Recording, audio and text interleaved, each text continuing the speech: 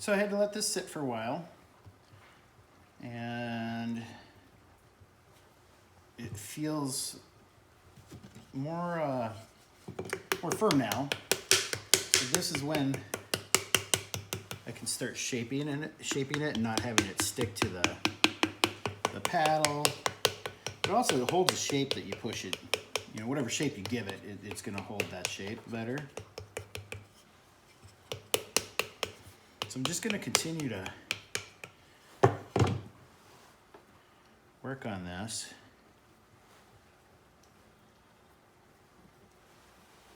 Until I kind of get a shape that I like.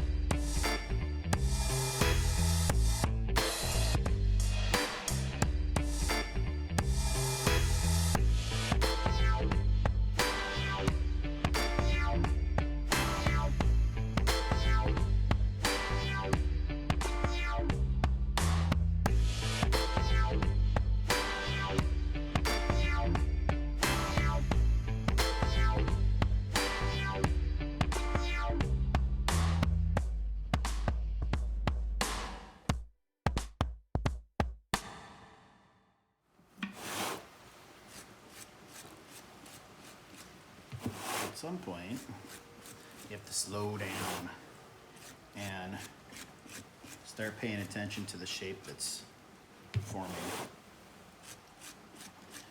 And I'm just kind of letting this organically kind of come together.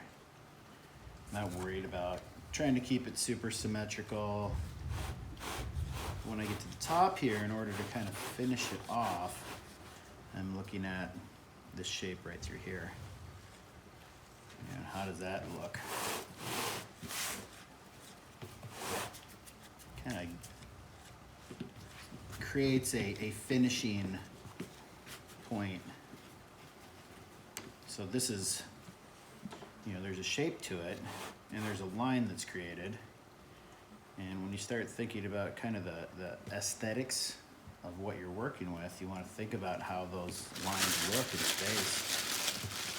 So it's a little complicated, even though I'm making just this basic kind of pot form, it's not just a pot.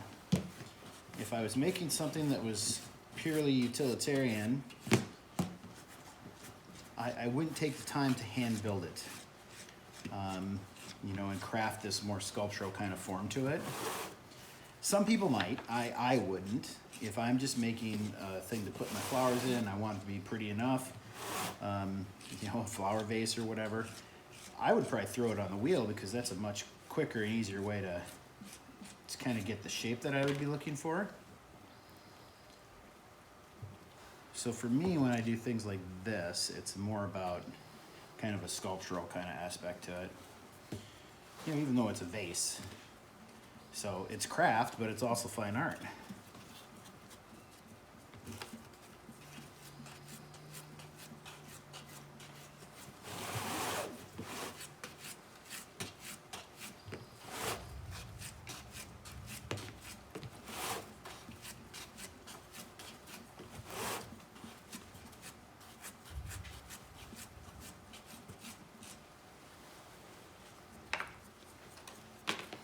Very basic, and I might do something more with it. Maybe I'll bring this up and have it be really dramatic, or maybe I'll end it right here.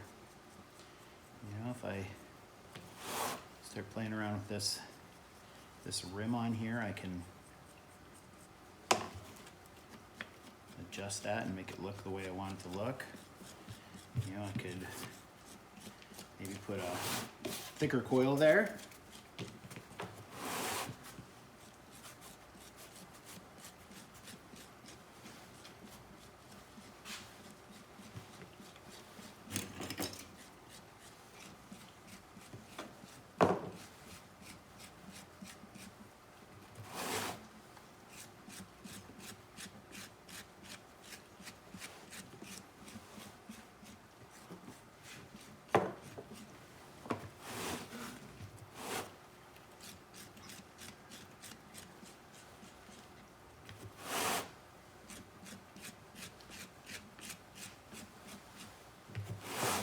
Start to see how that would come together.